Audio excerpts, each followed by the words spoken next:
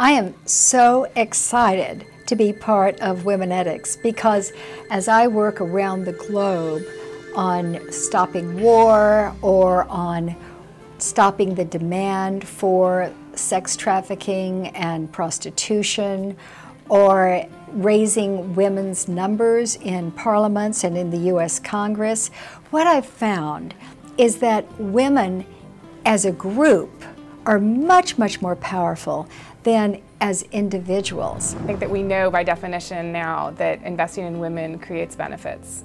Creates benefits not just for the individual women themselves, but for their families and for the communities around them. And this forum that you have created is a real model of a global business and economic dialogue among women, by women, for women, but a dialogue that benefits everyone. And that is the most important fact, that when we talk about women's issues, yes, they uniquely affect women, but they are about really making a better world for everyone. So what I know for a fact, women are not advancing. Women do not have equal opportunity. And the reasons might vary because there is much less outright, blatant, intentional discrimination today against women by men. But what there is the remains of subconscious, unconscious bias. And so what I see every day in my practice are women who have been working for many years, who come to me to negotiate a separation agreement, who have not been making the same money as men and have no idea. It's because women are not speaking for themselves. Women are humble, right? Women don't ask. Women don't brag. And there's nothing wrong with that. Women don't make certain that people know what they've accomplished. They're all speaking team speak, corporate speak, because they want to be certain, which is proper, to give credit to the team that did it. But the fact is, they have to, they have to learn to say, I was the leader. We did it together, but it was my concept, and I brought it home. What I have found to be the case for success is really knowing what your passion is, what you can be great at, and going for it. Do I think that a professional woman can have it all? I think that a professional woman can have lots. But I used the metaphor many years ago that it's like juggling tomatoes.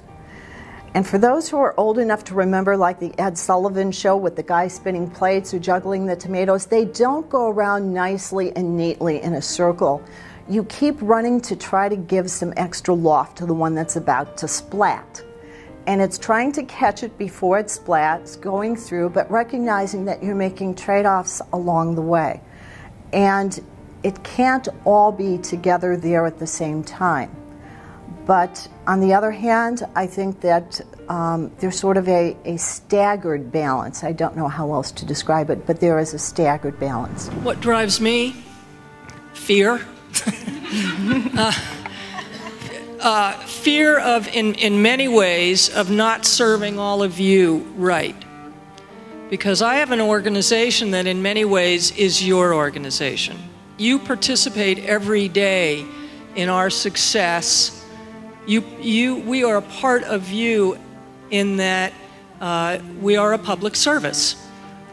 And so innovation in many ways comes to me if I listen to you. So to be successful at fundraising in a very competitive environment and in a time when government funding for social service organizations like mine is drying up because of the economy and the tax receipts and so forth. So to be successful, I learned early on one particular mindset that carries me through in fundraising. And that is, it's actually a quote by a guy named Hank Rosso, who in the fundraising world is sort of the grandfather of fundraising. He sort of got modern thinking started. Anyway, what Mr. Rosso said was that fundraising is the gentle art of teaching people the joy of giving. And I so love that, and what that does, it speaks to me as a fundraiser that my job as a fundraiser is to give you the gift of giving. And it's so transformational. When you write a check, a meaningful check for you personally to an organization that you care about, I guarantee you, you will feel great about yourself. So I doubt it almost every day, but then great things happen. Last week, We now have a property in Swaziland. It's 2,500 acres, and there's farming on one side, but it's a sustainability initiative so that we can care for orphans. And we just opened a home for abandoned babies last month. And last week, we had a man show up with a cardboard box, just a little one, and he held it out, and his child was in the box. And the child was 8 months old. He weighed 10 pounds, 3 ounces, and he said, can you care for my child? My wife has died of AIDS. I am dying of AIDS. My child is HIV positive, and I can't care for him. So when I'm discouraged and I think I can't go on, something like that happens, and we go on.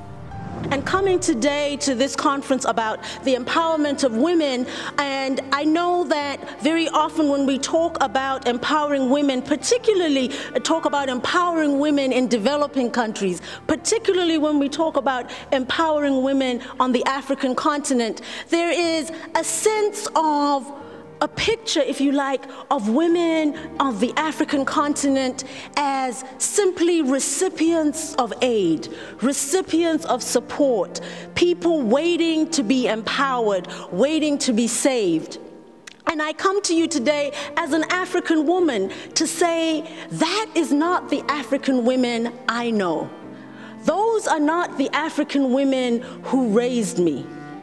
The picture of African women as waiting for the rest of the world to save them is so alien to my experience, and I know that part of the reason that that is the picture that the world has is that it's a compassionate picture. It gives us some power. The idea that we are going to save these people, and they're just waiting for us to save them. Well, I think that one of the things that we need to know is that the part of the ripple effect that Womenetics has is that it may start in a town, in a city, in a village, but what happens is in the global environment, we as women understand and know that what happens to me here in beautiful downtown Atlanta, Georgia, which I love and have been part of for almost all of my adult life, is so connected with what happens to women the world over, because it's about opportunity, education, access, economic improvement, and the future of our children. Anybody who understands that is a very powerful, powerful person in her or his own right to know that we can make a difference in the world. Really and truly, if we just economically decided the world over, every government the world over, that women counted, the economic situation that we now have in the world, which is this way, would go this way. Because women's work and women's value is so discounted that we would have a completely different economic situation in the world. And that is not just a matter of taking data and doing funny things with it. It is understanding fundamentally that if we really value girls and women, we will also understand their economic value and how we are connected as an entire global family. But when you improve the economic situation of a woman's life, the ripple effect takes place. And what happens is her husband's life improves, her children's life improves, her community's life improves. How wonderful is that? How wonderful is that? I so underscore what Womenetics is trying to do, to lift up the value and the power that we have that all we need to do is say yes. It's not that difficult. It's not that complicated. Just say yes. So I'm eternally grateful for this effort by Womenetics. Porsche sponsors organizations and causes that it respects and admires. And to help you understand why Porsche respects and admires Womenetics so much, I want to tell you one fact about our company. Our company is a family business. Our company was started by one man, Ferry Porsche, in 1948. Ferry Porsche started our company because, as he famously said, I looked around and I could not find exactly the car I wanted to drive, and so I decided to build it myself. As you can imagine, people told Ferry Porsche he was crazy. People told him he couldn't do it. They told him that he should spend his efforts on something that was going to be successful, which only made him more determined to prove them wrong.